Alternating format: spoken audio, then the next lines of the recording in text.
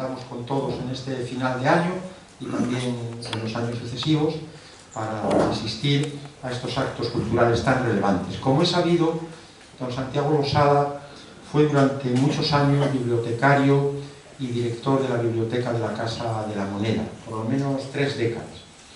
Y, como digo, pues el Centro Asturiano tiene con él una deuda muy grande por toda esta labor cultural que realiza prácticamente una vez al mes, y luego más, a veces incluso, y bueno, de cualquier manera, pues con una continuidad excelente. Y hoy la conferencia corresponde propiamente a doña Asunción Laredo, Asun, para nosotros una persona muy querida, entrañable. Ella es miembro de nuestro Consejo Superior, una persona vinculada al mundo de la educación durante muchísimos años, pese a que se ha jubilado, pues sigue con esa vocación docente. De hecho, a menudo nos instruye, nos organiza algunas visitas a museos y otros actos culturales, y estamos realmente encantados por todo lo que hace, por su bonomía, por esa calidad que tiene como ser humano, y por tanto, pues muchas gracias ya de antemano, Asun, porque sabemos que lo has preparado con muchísimo cariño, además en unos momentos en que has tenido, afortunadamente, yo creo que han quedado atrás, dificultades de salud ya superadas. Eso deseamos. Y muchas gracias también a las otras personas que están en los extremos, respectivamente, de la mesa. Gracias por acompañarnos. Nos referimos a doña Alicia Rozas, también del mundo de la educación durante muchos años. Muchas gracias por asistir, y que además va a tener un papel como lectora, de manera que es muy bienvenido. Y lo mismo hemos de decir de don Vicente Fernández Gamarra, efectivamente, que, si lo digo bien, pues ha sido director, y es, en cierto modo, de la oficina presupuestaria de las Cortes Generales, casi nada, ¿no? Algo muy relevante. Y entonces, pues también tomará la palabra. Por mi parte, yo quisiera decir, en relación a esto que comenta sobre el mito del indiano Astur, que me viene a la memoria uno de los relatos de Leopoldo Alas Clarín, concretamente Boroña, donde efectivamente aparece este personaje, ya moribundo, regresa, creo que es de México, y bueno, es curioso también cómo se hace un análisis del alma humana por este gran escritor que es Leopoldo Alas, sobre todo conocido, como es natural, por La Regenta, una grandísima novela, para algunos la mejor novela española después de esa obra cervantina que es El Quijote, para algunos, y español, no digo en español, y oscurecida en gran medida, pues sus relatos por La Regenta, pero indiscutiblemente también muy diversificados y muy interesantes, y en este caso pues aborda la figura de un indiano.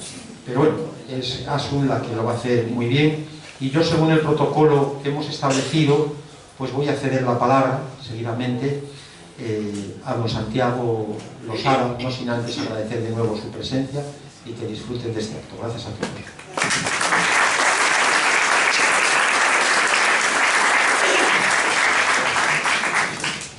Bueno, buenas tardes, muchas gracias a ustedes por venir, al Centro Asturiano por dejarnos este bonito salón. Yo siempre he dicho el Salón de la Princesa, pero es el Salón Príncipe de Asturias. Y a Valentín, al señor Valentín, que es el director de la institución, por tener el gesto de presentarnos.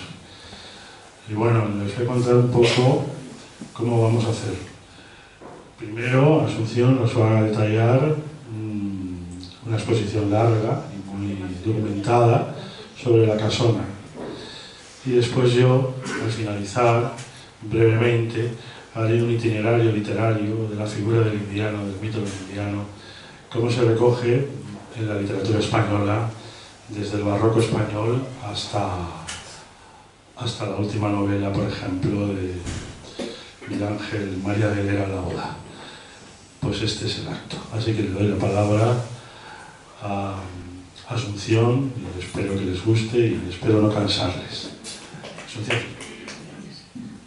Buenas tardes, gracias a todos los amigos que habéis venido, porque sé lo que os ha costado venir en estas circunstancias, pero bueno, espero no desagradaros.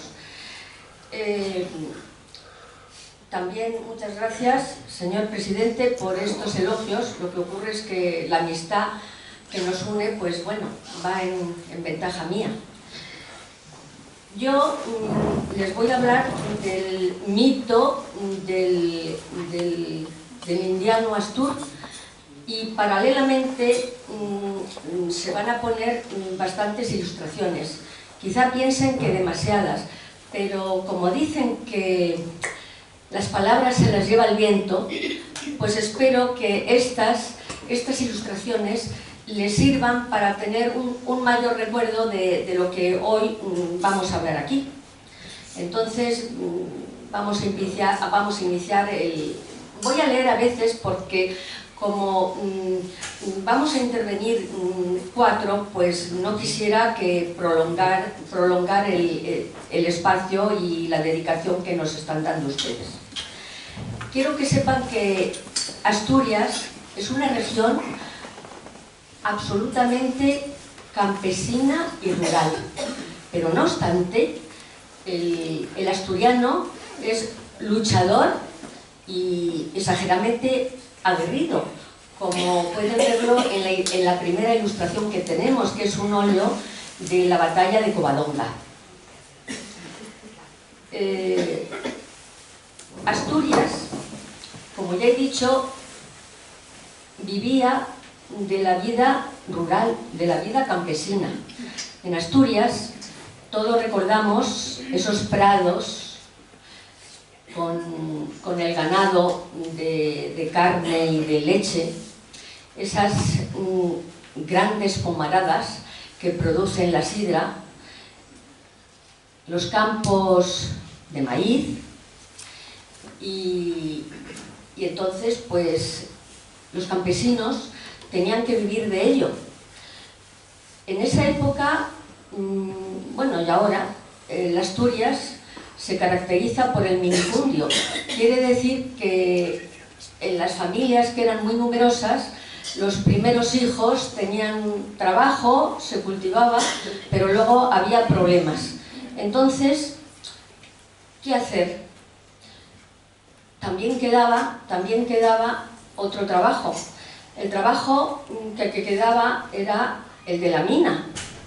El de la mina, que yo tengo un hermano que es marino y siempre dice que el trabajo más duro que existe en el hombre es el de la mina y el de la mar.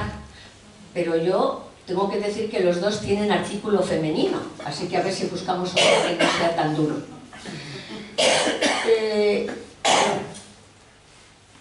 Se publicó una orden en la que se permitía que se pudiera libremente navegar y poder ir a todos los lugares. Esta orden es del 17 de septiembre de 1853. Y concretamente el país que atrajo más a los indianos fue Cuba. ¿Y por qué se iban los jóvenes, los inmigrantes? ¿Por qué se iban en una época determinada? Se iban en otoño. ¿Por qué? Pues porque en otoño es cuando se recogía la mies, la del maíz, la de las castañas, y entonces cuando se podía tener un poquito de dinero para poder pagar el pasaje a estos jovencitos.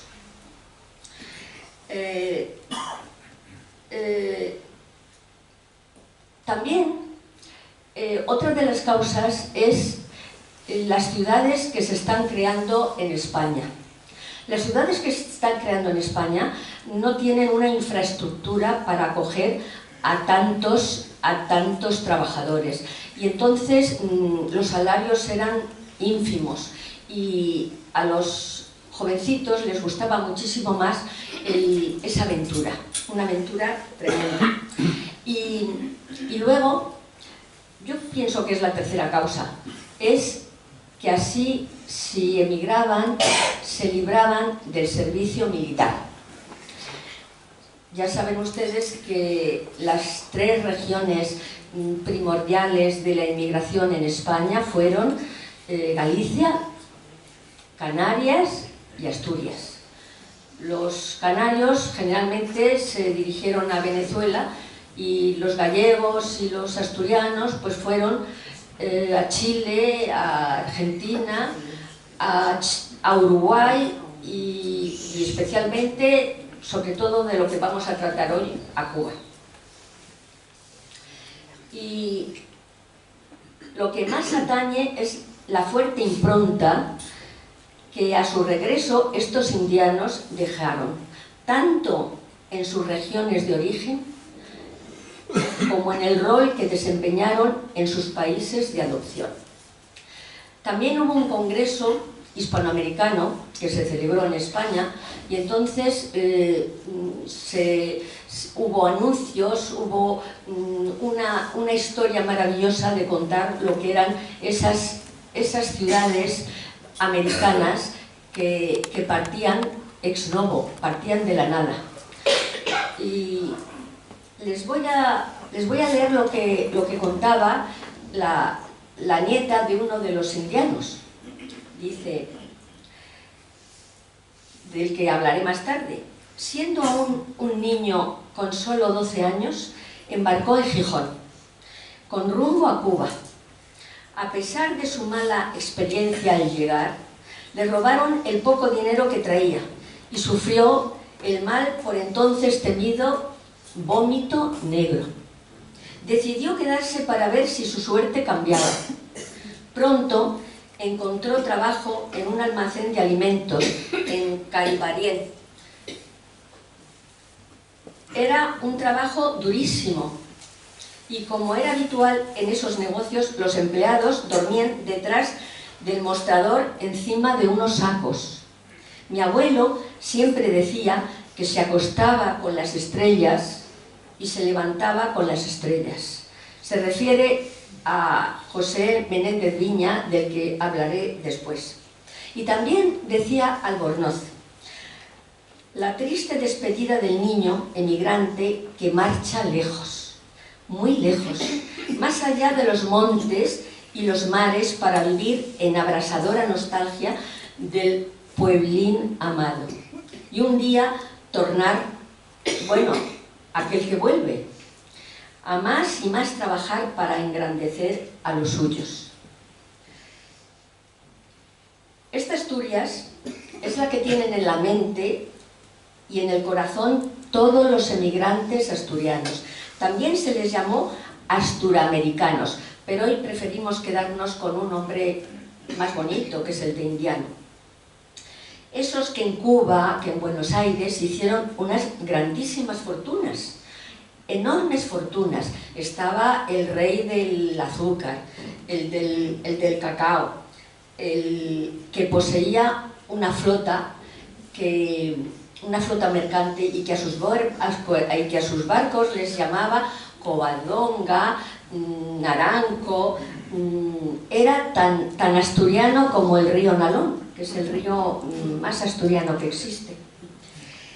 Y se cuenta que un indiano de Candamo pues hizo construir en su caja fuerte metálica, la labró y pintó todo el paisaje que había en Candamo, para que cuando lo abriera, y yo creo que lo abría mucho, pues viera los manzanos en flor, el río, esos valles, o sea que siempre tenían a su Asturias con ellos. Se encuentran en ese nuevo mundo que tiene teatros, escaparates, líneas férreas, algo absolutamente desconocido de lo que ellos habían vivido en su pueblín, en su aldea. Por ejemplo, pues recordamos como un edificio maravilloso que mi compañero los está poniendo, estas ilustraciones, el Gran Hotel Inglés de Santiago de Chile.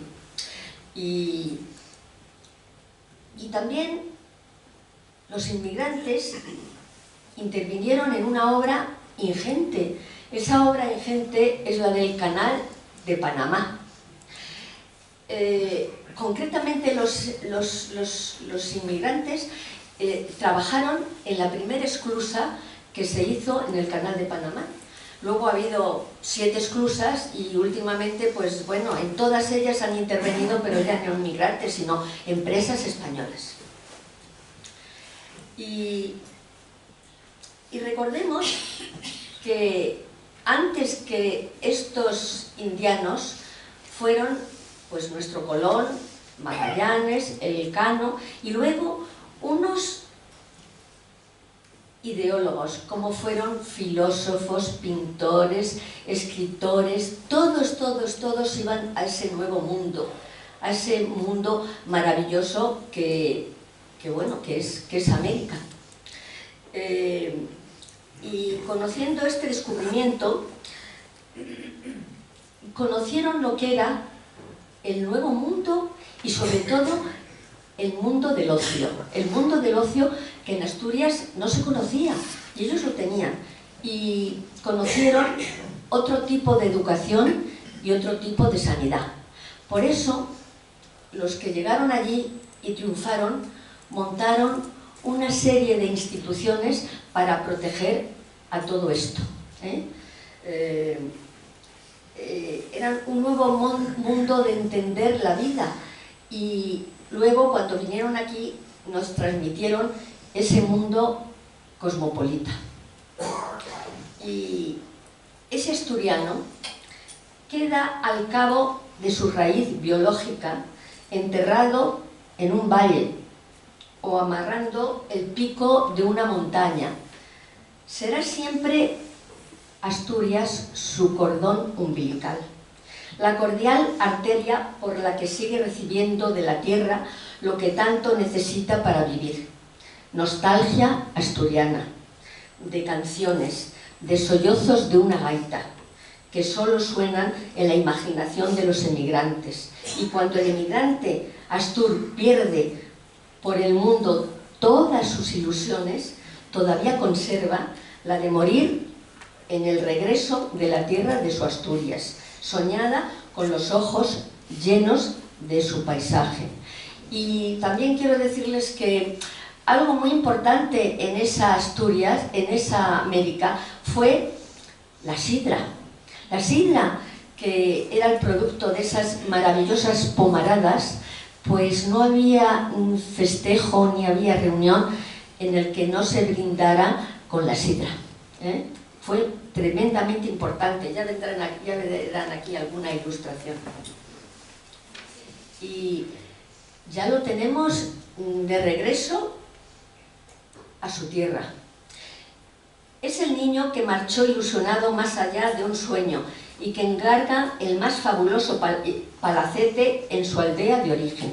Se convierte en benefactor de su tierra, llevando a lugares ignotos el cosmopolitismo adquirido en el viaje, financiando escuelas, hospitales, carreteras o saneamientos. Es parte indispensable de la identidad regional. Incluso ayudan a construir cines, que no lo había en las Asturias de entonces. Pero también hay una visión sesgada de este ambiente. Concretamente, un gran escritor, que ya lo ha citado el presidente del Centro Asturiano, que es Clarín, en La Regenta, se lamenta de ese cambio que sufren las ciudades, concretamente Vetusta, y se lamenta porque se construye en esa ciudad, en ese Oviedo, casas que tienen tejados de diferentes colores, como del arco iris, y les choca mucho. O sea que también hay un momento un poco sesgado referente a ellos, porque la nobleza no les admite y les considera pues como nuevos ricos, pero es que son los que traen el dinero. Y estos indianos pretendían prestigiarse a fuerza de grandes inversiones. Y no solamente Clarín, sino hay otros escritores, del que creo que ya les va a hablar Santiago, que tratan de lo poco positivo del indiano, del carácter que trae, de su personalidad de Allende los Mares. Y es pues Pereda concretamente, hablando de los emigrantes de Cantabria, en don Gonzalo González de la Gonzalera, y también nuestro Palacio Valdés en el Maestrante y en el idilio de un enfermo. Dejaron Allende los Mares grandes hospitales, y uno recuerda el de la Quinta Covadonga en La Habana, que hoy se llama El Salvador Allende. Allí se crearon sociedades españolas de beneficencia, concretamente el Centro Asturiano, pues no solamente organizaba como se organiza aquí actos lúdicos, sino que acogía a enfermos, enseñaba, y a todos los que estaban necesitados los acogían allí. Luego verán al final una ilustración del Centro Asturiano. Y yo no querría dejar de citar a un asturiano que hizo mucho allá y también lo hizo acá, especialmente para las mujeres. Yo me refiero a Pepín Fernández. Pepín Fernández creó en La Habana unos grandes almacenes que se llamaba El Encanto. Allí se vendía pues desde productos agrícolas desde las nuevas tecnologías, incluso, fíjense, con ese ambiente caribeño, hasta capas de armiño, capas de armiño. Entonces, cuando vino a España, pues aquí fundó el Galerías Preciados, que hoy ya no existe, pero luego pues siguió con ese afán otro asturiano, que fue el fundador del Corte Inglés. Y hay un lugar en Asturias que evoque el pasado transatlántico, que recuerde la placidez de las siestas en el trópico y que, bueno, disculpen que personalice, pero tengo mucho en común con esa aldea, que es Somao. Somao, que antes se llamaba Somado, pero ahora el bable ha elidido la D, y es Somao. Es una aldea que está entre, quizá le recuerde a ustedes el nombre y la belleza, entre Cudillero y Pravia, en un promontorio, frente al Nalón, frente a Muros. Y fue el pueblo ejemplar en el año 2020. Y creo que es de los lugares más bellos que hay en Asturias. Yo diría que es una aldea palaciega. Pero esta pequeña aldea es mucho más que la presencia indiana que propició otros sueños. Son los del progreso y el futuro. Y así, con el dinero de América, se levantaron todo, las iglesias, el parque, absolutamente todo lo que hoy tiene ese pueblo, pues fue levantado entonces por los indianos. Así pues, Somao muestra una identidad que mira hacia el futuro, más allá de la mar.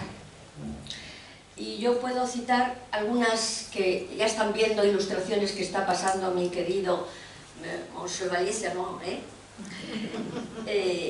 este Somao. Fíjense por esta ilustración que es una aldea, y todos estos rodetes son casas de indiano que hay. Casi no hay ninguna casa que no sea de indianos, todos son palacetes, porque este es el parque, porque cuando un inmigrante iba, luego, más o menos si triunfaba, fue llevando a su familia. Y concretamente, José Menéndez Viña, del que yo les he leído eso poquito de su tía, de la tía Rosario, pues fue llevando a familiares. Concretamente, pues llevó a Gabino Álvarez y a Jesús Solís. Y ahora mismo está poniendo concretamente el Marcial, la casa que mandó hacer Jesús Solís. Como ven ustedes, es una casa absolutamente modernista. Fíjense las mansardas, las buhardillas, con un azulejo, un ladrillo que se mantiene desde principios de 1900. Sí quiero, que se me había olvidado decirles que desde finales del siglo hasta el 1930 marcharon de Asturias 330.000 jóvenes. Si vuelves hacia atrás, por favor. Sí. Esta es otra de las casas también. ¿Quieres ponerla de...? Esta. Sí. Esta casa se llama El Noceo. Esta casa es la del primero que llevó a todos los primos de Asturias. Esa casa... Esta casa fue poco a poco, según iba teniendo más dinero, pues fue restaurándola, y hoy es de las más bellas que hay allí. Concretamente también fue visitada, como la que vamos a ver luego, por los reyes. Y los que concretamente, pues, porque estas casas en Asturias las hereda uno, y quiero decirles que ese uno es muy difícil que se mantenga, y muchas de ellas ya no están, ya no las tienen los primeros que lo hicieron. Esta concretamente, esta ilustración, es el abuelo Menéndez Viña, pues dejó el Noceo a uno de sus hijos, y esto es la cochera, y en esa cochera uno de las herederas construyó y ha montado un museo de arte contemporáneo maravilloso, del que también fue visitado por los reyes. Y ahora... ¿Ya puedes pasar? Sí. No, deja la anterior. Y ahora vamos a hablar de uno de los primos que fue llevado a Cuba por Menéndez Viña. Se trata de Gabino Álvarez. Gabino Álvarez fue el abuelo, y disculpen que personalice, de mi querido y amado Pepín. Era muy jovencito cuando marchó de la aldea, pero allí, en Caibarien, empezó a trabajar y primero montó una empresa de coloniales, así se le llamaba, pero pasado el tiempo pues se hizo un hombre muy importante desde el punto de vista económico, accionista de la empresa ferroviaria de Cuba, del Banco Hispanoamericano, cuando la guerra teniente coronel, y luego se hizo importador. Cuando llegó a España se hizo importador del ron cubano, y yo lamento tener que decirles que murió a los 5 años, pues quizá por exceso de esta importación del ron cubano. En Asturias, en esa época, yo no sé, en esas aldeas, como se salía tan poco, pues se casaban con familiares. Primero se casó con una prima, y entonces cuando regresó al hijo mayor, al tío Gabino Álvarez, pues le construyó esta casa. Esta casa de estilo modernista, que se llama Villa Radis, y un nombre muy raro porque su mujer se llamaba Radismunda y se llama Radis, Villa Radis.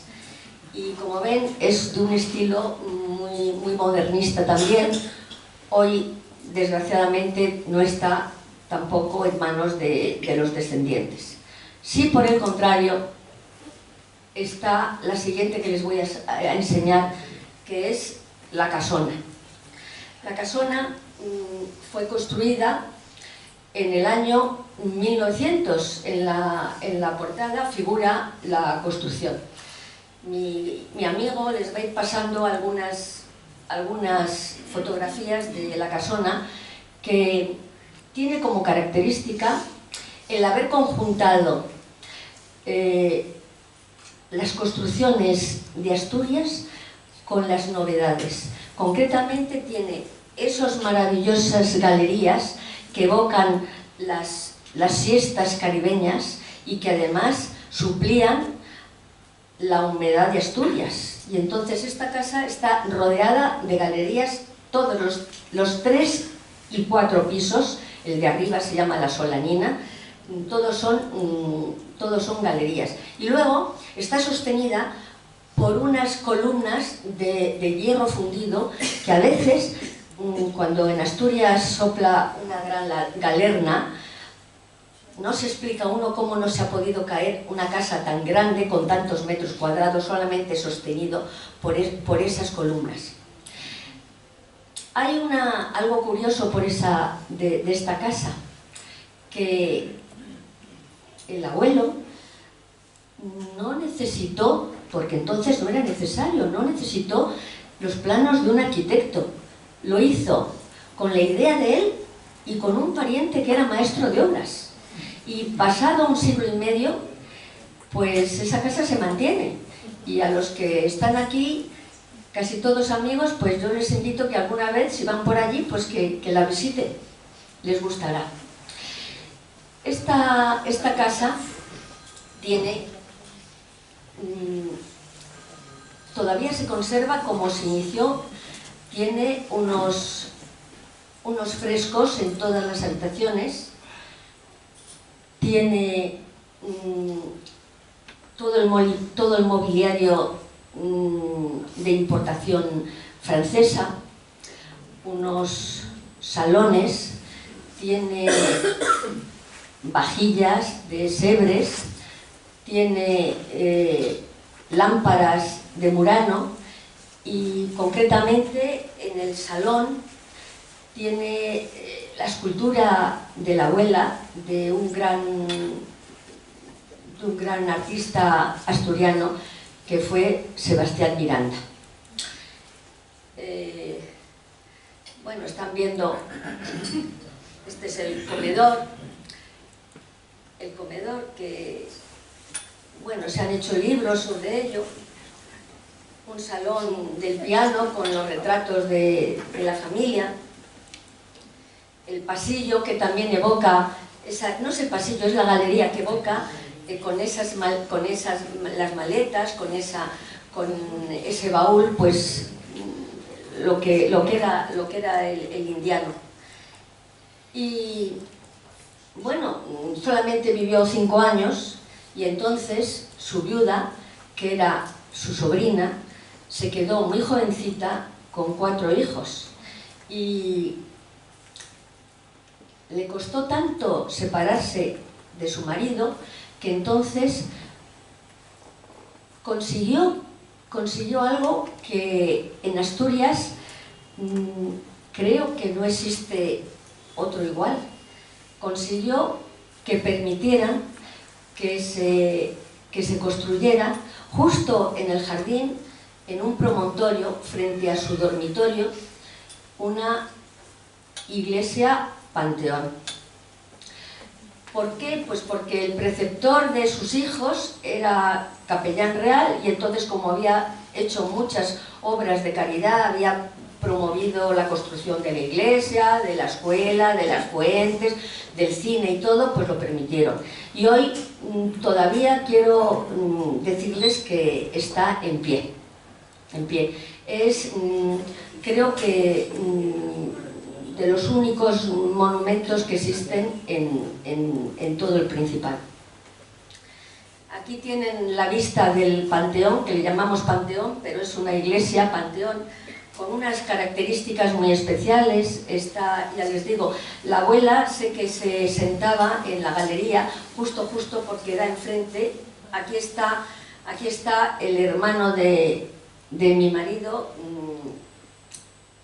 presenciando donde se ponía la abuela para ver el Panteón.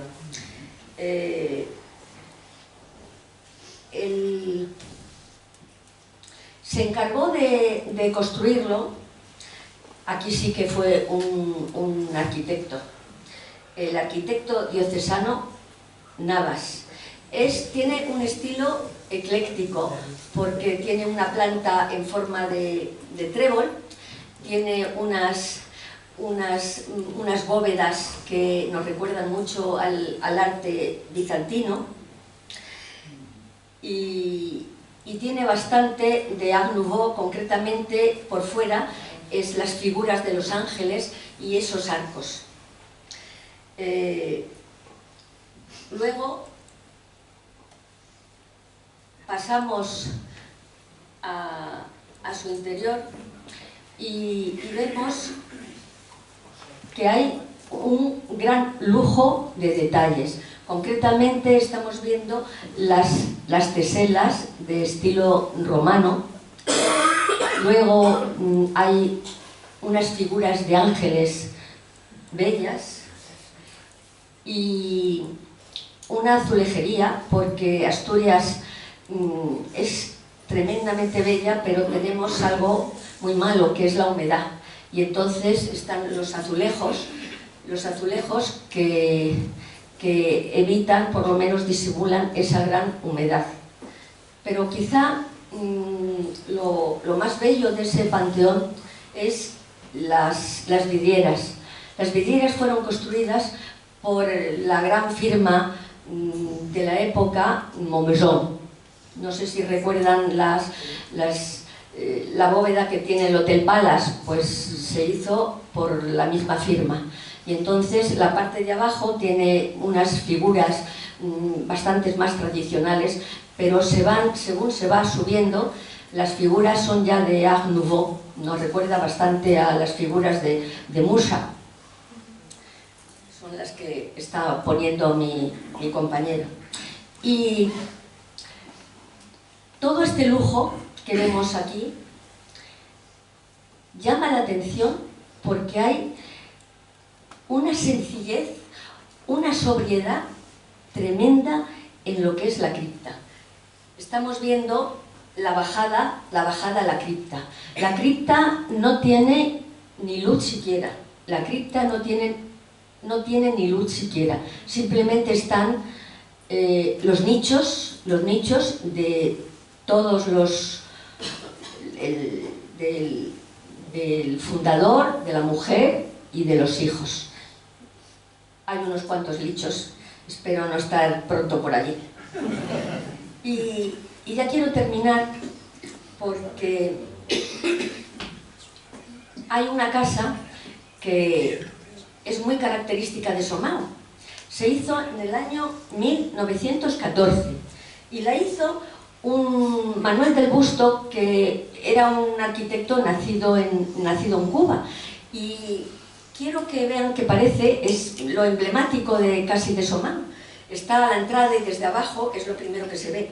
Ahí parece que es como un pájaro exótico en medio del campo asturiano.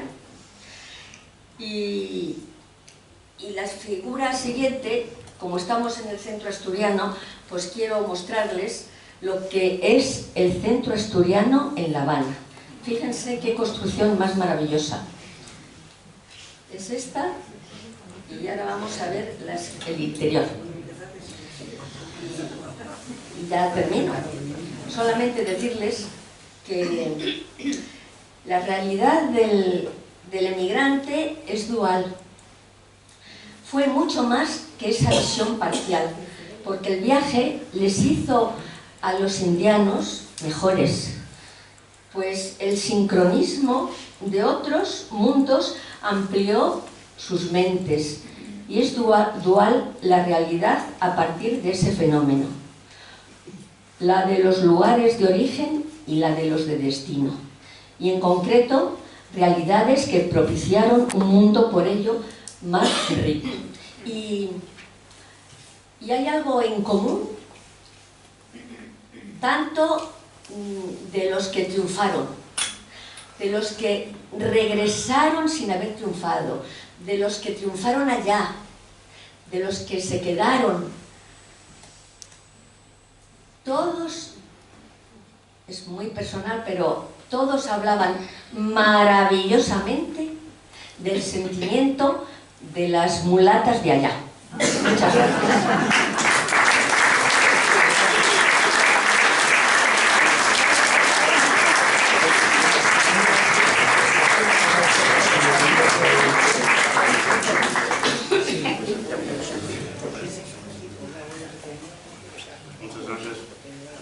Muchas gracias Jesús, porque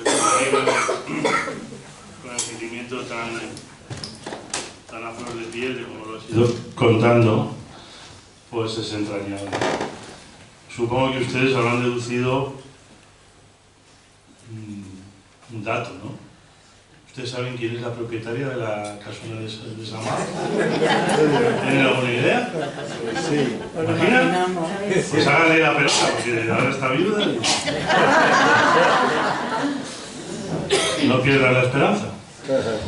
Bueno, cuando Asunción me habló de este acto, yo le dije que consideraba suficiente las explicaciones que ella iba a dar, nostálgicas, emocionales. Se ha controlado mucho, porque yo la conozco y sé que cuando habla de su marido y estas cosas se emociona mucho. Sus sentimientos salen a flor de piel.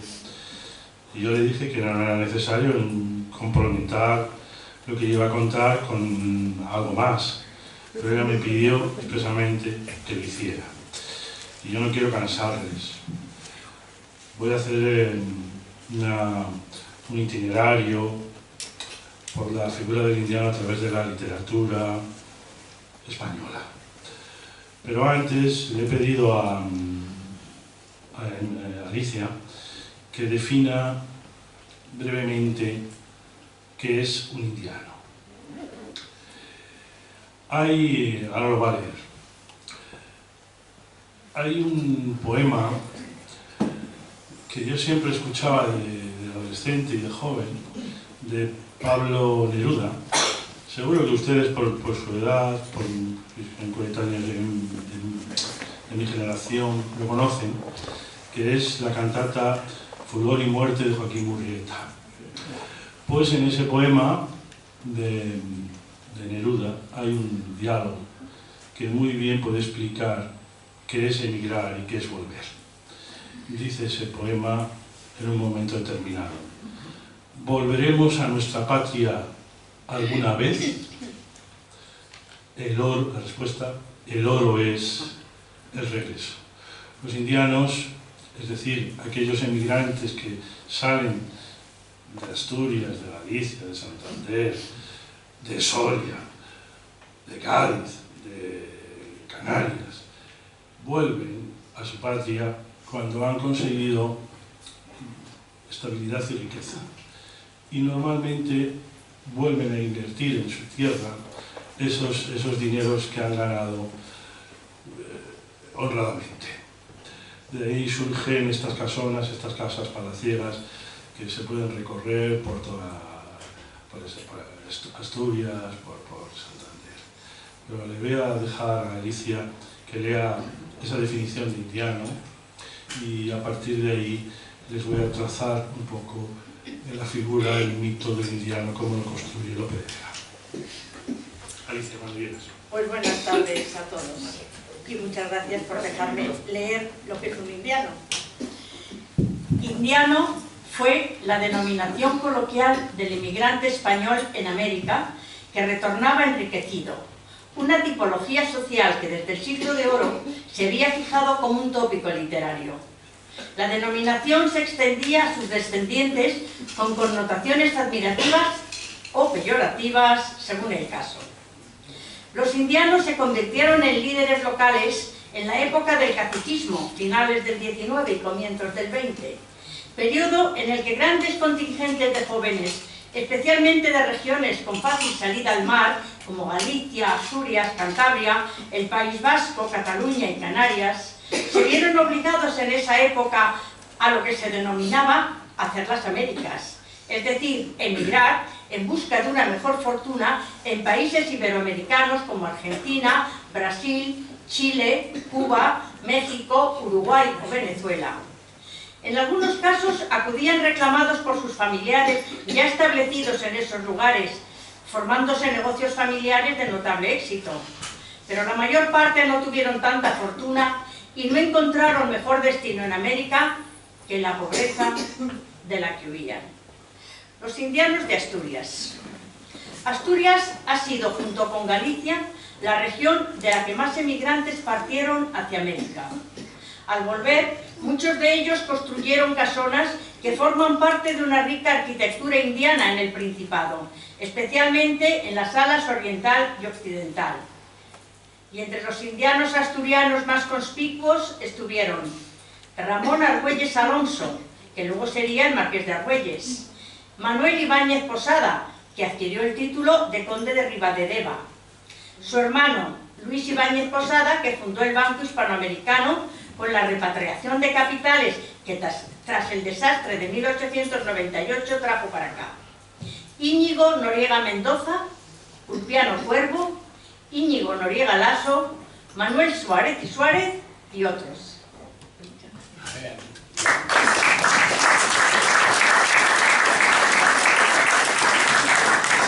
Bueno, pues aclarado esto, vamos a construir un poco cómo Lope de Vega, el teatro barroco español, siglo XVII, es el que crea, sobre todo este grandísimo escritor, este genio, bueno, España ha dado unos cuantos, Lope es uno de ellos. Entonces, Lope construye realmente el prototipo, el modelo del indiano, su teatro. Lo construye en cuatro fases, en cuatro modelos, que los va mejorando, los va cambiando, los va integrando. El primer indiano, el primer personaje es el indiano aventurero. El indiano aventurero, que generalmente es un hombre embrutecido, un poco asalvajado. Este es el personaje con el que construye Lope algunas de sus comedias. Concretamente, una de sus comedias, la prueba de los amigos, es el personaje que aparece. Ese indiano embrutecido, asalvajado, aventurero, se va a convertir en el nuevo rico, en el hombre, el nuevo rico que llega a la corte y que no sabe comportarse en la corte, que tiene modos, formas de ser, pues eso, ariscas, torpes. Es, para que nos hagamos una idea, pues el paleto, que tiene dinero, pero no sabe estar. Entonces este personaje lo construye también Lope. Ese personaje paleto, que parece que se le va a poder engañar con facilidad, que se le va a poder sacar el dinero, no lo es tanto. Es paleto, pero no es tonto. Ese personaje lo va a ir cada vez más Lope haciéndolo más sofisticado, más astuto y al mismo tiempo más señorito. Ese personaje que va a saber que es dueño que tiene el poder del dinero. Ese personaje sofisticado es el que va a aparecer, por ejemplo, en una comedia como Sembrar en buena tierra, o ya finalmente en una comedia como La moza del cántaro, o recientemente en esa obra maestra genial que acaba de representarse en el Teatro de la Comedia de la calle Príncipe, ¿cómo se llamaba? La discreta enamorada. La discreta enamorada. La figura del indiano en el Teatro de Lope se recoge hasta en 40 comedias. Esos 3 prototipos, esos 3 modelos van a funcionar perfectamente. A esos prototipos, el teatro barroco lo va... La literatura romántica española, el romanticismo, va a crear un 4º prototipo, que es el indiano misterioso. El indiano que tiene un origen desconocido, que viene de una tierra que no sé, exótica. Y la figura fundamental de ese personaje en la literatura española está en esa pequeña obra maestra mal entendida, siempre criticada estúpidamente, que es la comedia, la tragedia del Duque de Rivas, Don Álvaro o la fuerza del siglo.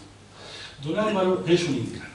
Para que ustedes crean lo que yo digo, le he pedido a Alicia que de nuevo les lea el argumento, básicamente el argumento general, de Don Álvaro, la fuerza del signo, donde ahí viene perfectamente explicado qué es Don Álvaro, ese 4º prototipo del indiano exótico, aventurero, misterioso, que tiene un pasado turbio y que vuelve a su tierra. Por favor, Alicia. Don Álvaro o la fuerza del signo. Te paso. La obra aparece ambientada a principios del siglo XVIII, tras la Guerra de Sucesión Española, en Sevilla, donde reside el protagonista de la obra, Don Álvaro. Este es un rico y misterioso indiano de orígenes desconocidos que vive un apasionado romance con doña Leonor, una joven aristócrata. No obstante, su relación resulta prohibida por el marqués de Calatrava, padre de doña Leonor, quien considera a Don Álvaro como un vulgar aventurero y un arribista.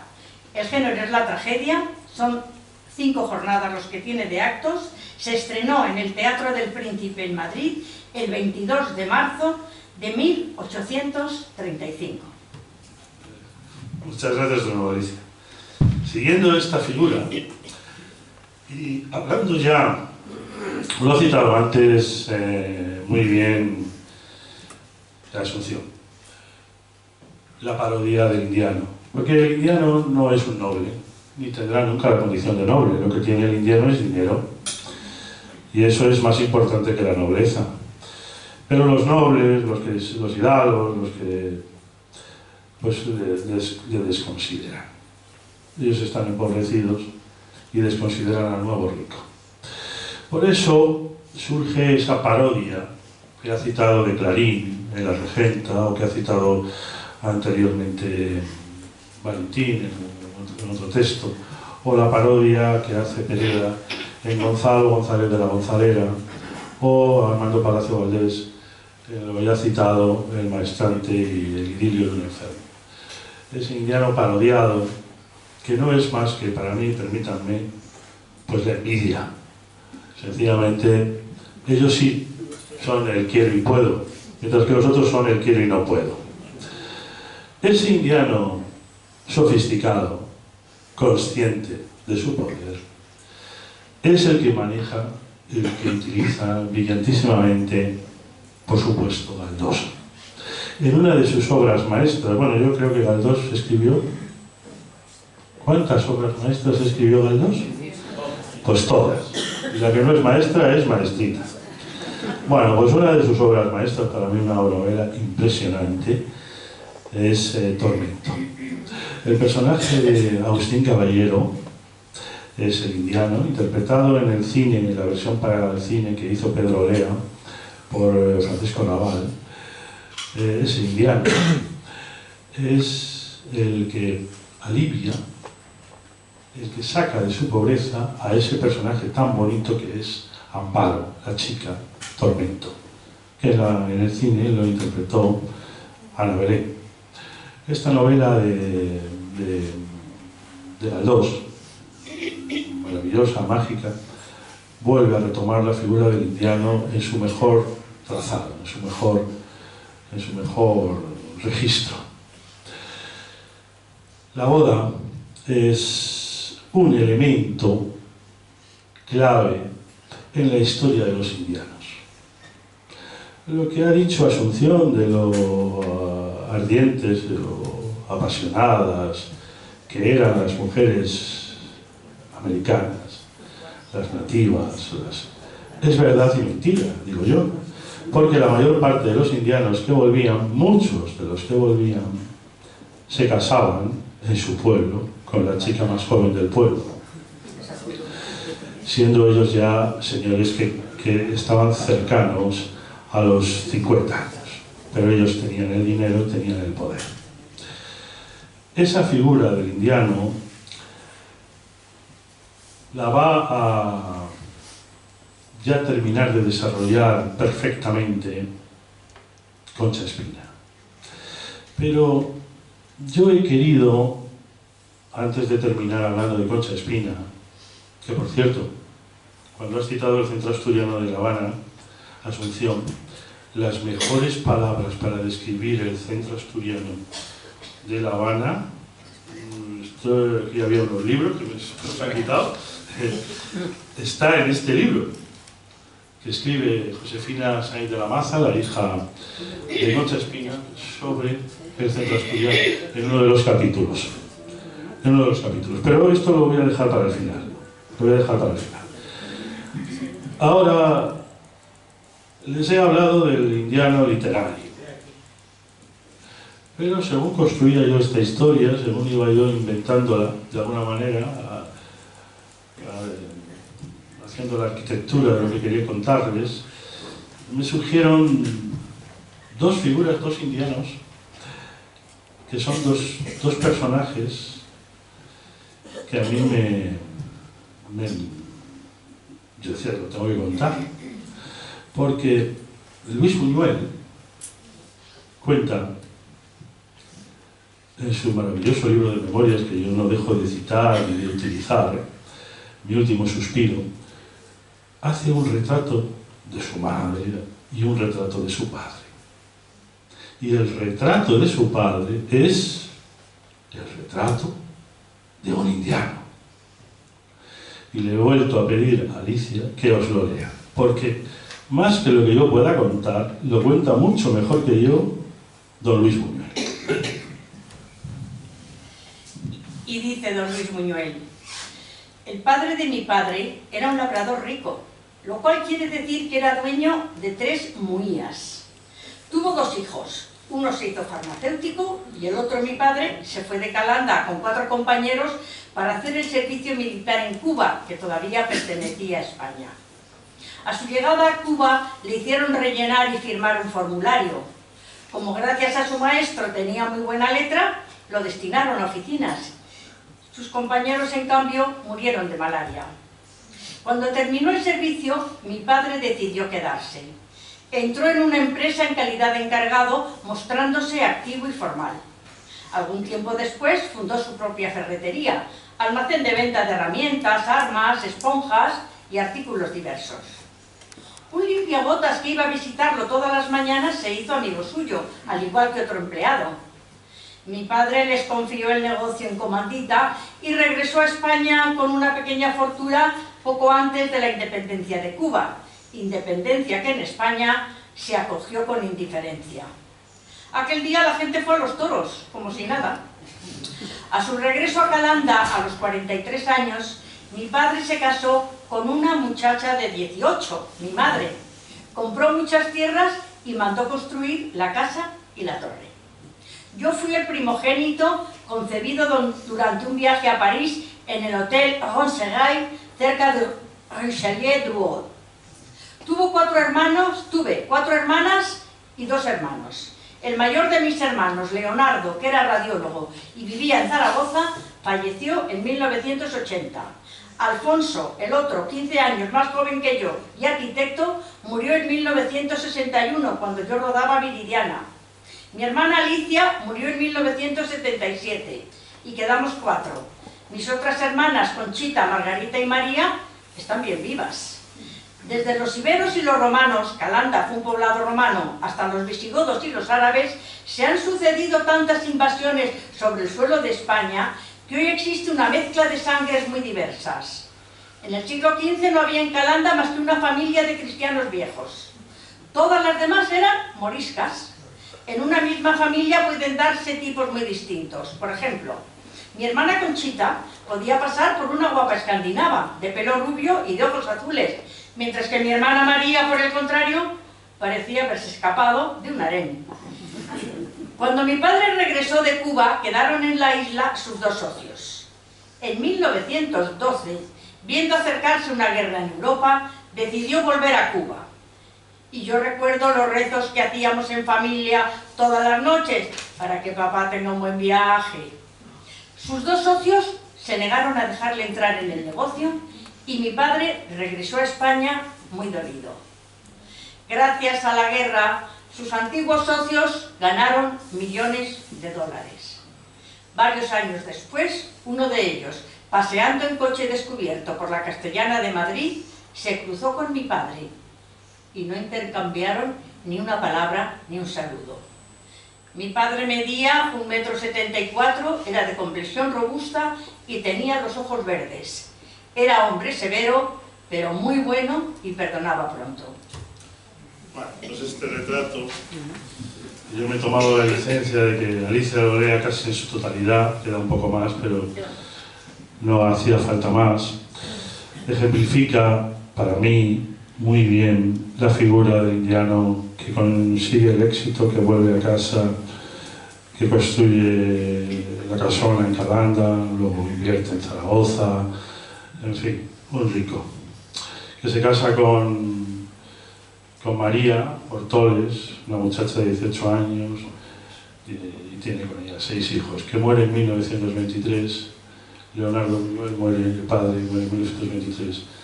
Y Buñuel le pide a su madre que le dé el dinero de la herencia. Con ese dinero se supone que él va a rodar y terminará rodando, pues esta es otra historia, otra película, Un perro andaluz.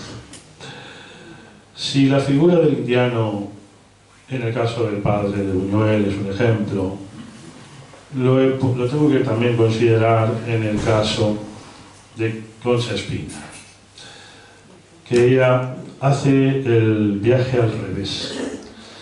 Concha Espina se casa, jovencita, muy joven, con Ramón de la Serna y Cueto. Ramón de la Serna y Cueto, un tipo que hoy sería calificado de despreciable, porque era un maltratador, le convence a la muchacha, a la Concha Espina, una muchacha, que él tiene ricas tierras en Chile. Y ahí que se va a buscar esa riqueza, que los indianos hablan de ella, ese mundo exótico, ahí estaba la riqueza, ahí estaba el dinero, el oro. Y ahí va a Valparaíso, y ahí ¿qué encuentra? Nada, la ruina. Pero ahí nacen sus 2 primeros hijos, y luego ya se ve obligada a regresar a Santander y a iniciar desde allí todo un peregrinaje vital hasta ser la escritora que hoy es, y que para muchos es una gran ignorada, aunque inmerecidamente. Todo esto se cuenta en este libro, en la primera parte de este libro. Ella, en su primer libro, en La Niña de Dulzmeira, ya nos hace ya presente la figura del indiano. Y la figura del indiano aparece en su obra maestra, La Esfinge Maragata. Aquí, el indiano es el malo. Hasta ahora hemos hablado del indiano bueno, del indiano que a través de la boda redime la figura de Amparo en Galdós, en Tormento. Pero está el indiano sabedor de su poder, que impone su criterio en el matrimonio y decide que el amor no importa, que lo que importa es su deseo. que la mujer no tiene ninguna decisión, que decide él. Es el personaje del primo Antonio.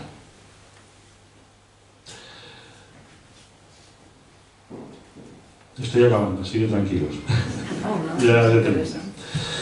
Esta última figura no podía yo dejar de citar, a otro de los grandes escritores españoles, que por un momento se sintió indiano y dijo: yo de esta pobreza tengo que salir como sea. Y en 1892 se marchó a México, para volver 6 meses después horrorizado. Se trajo 2 obras maestras. No se trajo nada, ¿no? Vino igual que fue, sin un duro. Pero se trajo 2 obras maestras, que publicará en 1904. Una, la sonata de Estío, la niña Chole, y en 1926, el tirano Banderas. Este fue don Ramón, que también hablaba cuando perdía aquel brazo, que no lo perdió, como él decía, en México, lo perdió de un pastorazo que le dio Manuel Bueno, por una discusión sobre un adjetivo calificativo. Bueno, pues don Ramón ejemplifica también ese mundo de los indianos. Cuando hice la investigación, topé con una zarzuela. Inevitable, la zarzuela. La zarzuela lleva por título Los Gavilanes. Los Gavilanes es una metáfora, porque si ustedes van al diccionario de la Real Academia Española de la Lengua y ponen la palabra indiano, una de las acepciones es hombre de acción decidido. Y el gavilán es una ave de presa decidida. El argumento de la zarzuela lo va a leer con comentario añadido, estoy deseando escucharlo, de Vicente. El argumento de la zarzuela es el clásico argumento que muy bien podría haber escrito Concha Espina, y que de hecho yo creo que es una variante de su obra, de su novela Dulce Nombre. Pues les dejo con Vicente que les lea el argumento para que, al decir gavilanes, quiere decir indianos. Y luego les voy a hacer un chiste, después de que lea Vicente. ¿Vale? Vicente, sí. Más que un comentario, lo que quiero hacer es 2 notas a pie de página. En primer lugar, que yo de indiano no tengo más que el no, que quiero decirlo. Y en segundo lugar, que tanto Alicia como yo somos solo 2 figurantes de la compañía. Digo por esto, por si hay algún inspector de Hacienda. Los propietarios son Santiago y Asun. El no es que me habían dicho que resumiera el argumento de la zarzuela de los gavilanes. Y yo me opuse, porque como vasco dije que había un sorchico que recogía mucho mejor la aventura del emigrante. Es el sorchico de Maitechu Mía, que incluso hoy, después de haber oído tantos síes esta mañana, el sorchico, podíamos cambiar la primera letra, en vez de decir buscando hacer fortuna, buscando otro gobierno, pero en fin, es lo que hay. La zarzuela de los gavilanes, que está escrita, la música es de Jacinto Guerrero y el libreto es de José Ramos Martín, se estrenó hará un siglo exactamente, dentro de 3 semanas. Yo reconozco que el sorchico es un poco más moderno, el de Maitechu es del año 27, pero habría venido también muy bien. En fin, como me han obligado a que sean los gavilanes y no Maitechu, les resumo. El argumento de los gavilanes es que Juan, que es un pescador, hay otra deficiencia que tiene la zarzuela, y es que se desarrolla en la Provenza. Ni siquiera se desarrolla ni en Somao ni en Tapia de Casariego. Pero tú sabes que eso son licencias literarias. Son licencias literarias y musicales en este caso. Bueno, Juan, este pescador, pues en fin, se enamora de una moza de su pueblo, de Adriana, pero como no tiene dinero, pues se va a hacer las Américas. Hace la fortuna en el Perú y cuando regresa, todo el mundo lo creía muerto. Aquí tampoco también refleja lo que decía Santiago de las diversas características de ese migrante, el indiano misterioso. Le han perdido todos la pista y no saben qué ha sido de él. Cuando regresa, después de haber mandado muchos regalos a su hermana, a su cuñado, a sus sobrinos, con joyas, etc., aparece en el pueblo.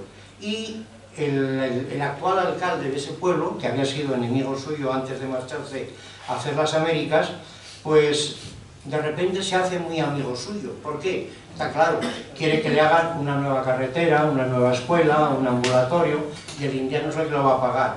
En cualquier caso, el Juan se entera cómo Adriana, su antiguo amor, se había casado en su ausencia. En el caso de Maritechu se había muerto cuando volvió, era más triste. Se había casado, estaba viuda, vivía en la pobreza y tenía una hija que se llama Rosaura. Luego el Juan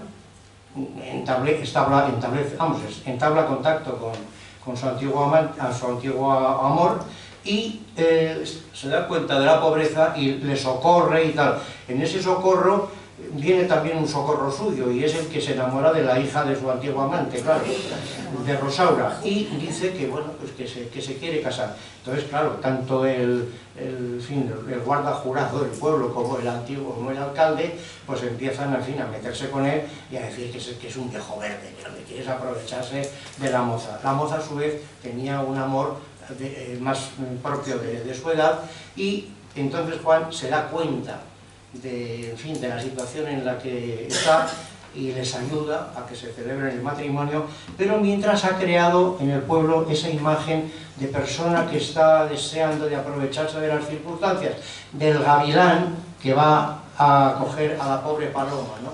Y ahí viene el nombre de los gavilanes.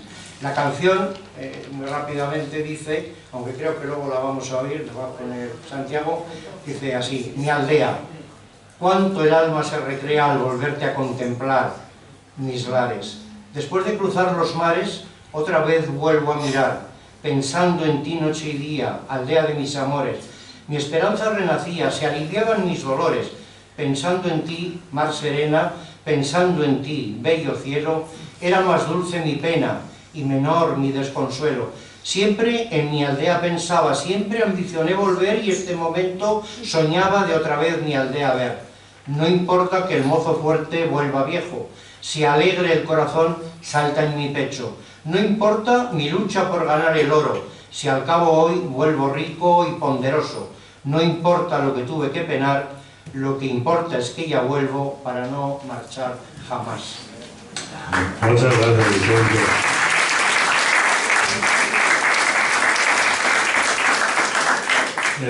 Suscribo todos sus comentarios, incluido el no. Pues sí. No, el no. Pues estamos acabando. Yo he traído aquí un libro que me ha costado un esfuerzo enorme conseguir, que no se consigue ya, que es un libro imposible.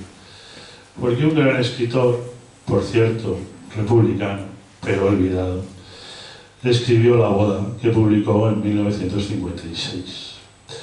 La boda recoge toda esta figura del indiano, esta figura que hemos dicho, el hombre sofisticado, que redime a la chica, o que se aprovecha de la chica, si quieren ustedes, el embrutecido. La boda es una novela excelente de Ángel María de Lerá. ¿Tienes el argumento ahí para leerlo? Léelo. Son dos líneas, ¿eh? Son 4 líneas. Sí. La boda relata los sucesos acaecidos antes, durante y después de la boda de un rico y maduro indiano con una joven de una aldea de la España profunda. La obra está ambientada en los difíciles años de la posguerra civil española. Muy bien, pues el chiste. El chiste es muy tonto, pero me preguntó Vicente, ¿y las indianas? ¿Hay indianas? en estas historias. Hay mujeres que hagan fortuna y vuelvan, y hagan casonas. Y yo le dije, mira, yo solo conozco una indiana, y se llama Jones. Vamos a escuchar las dos canciones. Una la hemos leído, y la otra canción que va a continuación. La primera está cantada por Plácido Domingo, y la otra canción es una licencia que me he tomado yo. Esa licencia, como ha hecho Vicente con Maitechu, me la he tomado porque es una canción que yo, cuando tenía 14 años, la escuchaba hipnotizado. Y además pensaba, qué pena que yo no tenga pueblo del que marcharme. Vamos a escuchar las dos canciones. Decirles que el próximo sábado habrá una lectura poética en el huerto a cargo de la gran Alicia Rozas, que ha hecho unas lecturas maravillosas, y que nosotros, ella y yo, Alicia y yo, estaremos el día 21 de diciembre, el día antes de la lotería, aquí en el Centro Asturiano, para hablar, ensalzar, homenajear y disfrutar de Federico García Lorca. Escuchamos estas dos canciones. La segunda es, como les dije, esa canción que yo escuchaba hipnotizado. ¿Quieres que diga? Oh, sí, ella quiere anunciarse mejor. Es que me había pedido él que yo dijera en qué consistía el recital. El recital que vamos a tener el sábado en el Huerto de las Vías, yo que me he dedicado, además de la enseñanza, a dar recitales de poesía con bastante frecuencia, y que he dado ya bastantes, y algunos ya me conocéis, es una experiencia que es la expresión del amor en la poesía española, y he hecho un recorrido en todas las etapas, desde las cantigas hasta la generación del 27 y hasta Pablo Neruda, que han manifestado en sus poemas de amor, eligiendo uno de cada uno, pero por supuesto de Lope, de Garcilaso, de Quevedo, y es muy bonito el recital y llega muy de cerca, o sea que se lo comunico, porque se llama La expresión del amor en la poesía española. Muy bien. Bueno, ya vamos con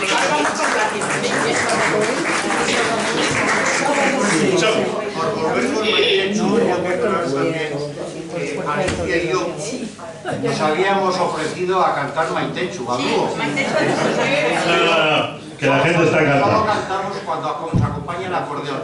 Parece que no había disponible. Vamos a volver a organizar. Bueno, escuchamos esas dos canciones, ¿vale? Y gracias por venir. Y luego hay un vino para el que se quiera borrachar.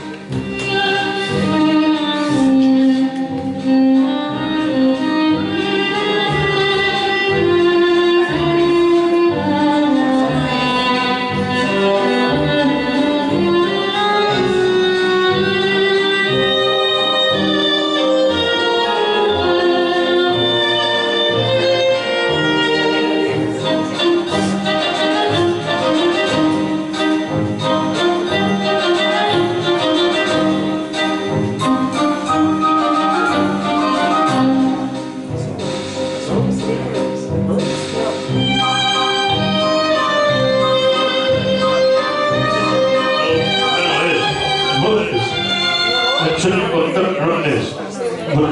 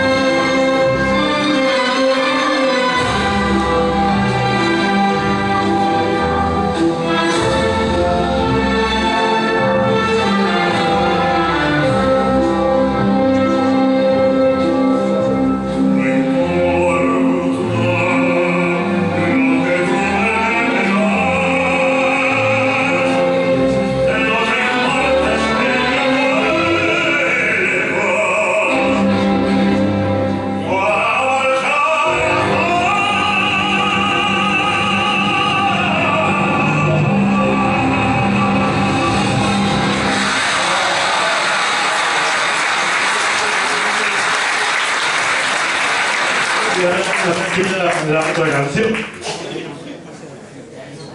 ¿Escuchamos? Un segundito.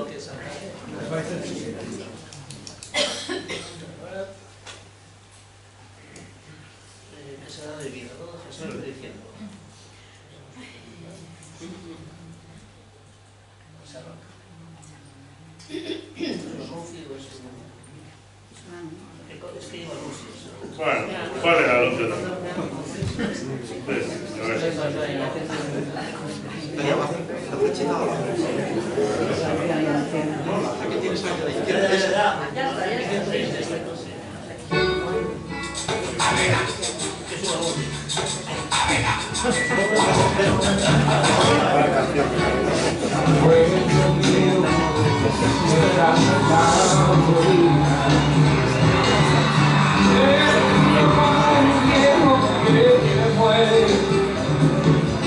La pena y el abandono son triste compañía, es lo que te dejo sin alegría. ¿Qué será? ¿Qué será? ¿Qué será? ¿Qué será de mi vida? ¿Qué será? Si sé mucho o no sé nada, ya mañana se verá. Y será, será lo que será. Ya mis amigos, ya encontrarán y los otros parecirán después de yo. Lo siento por llamar a su agradable compañía. Una vez Es que hay dos vídeos reproduciéndose a la vez. Bueno, era el que será. Segunda canción. Gracias.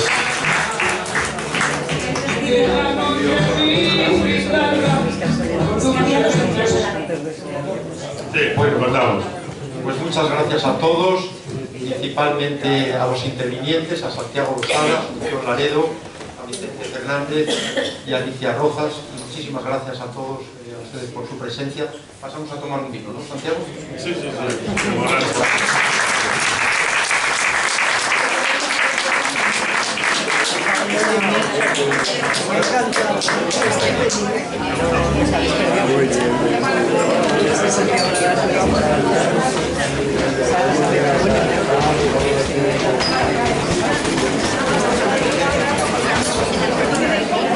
Gracias.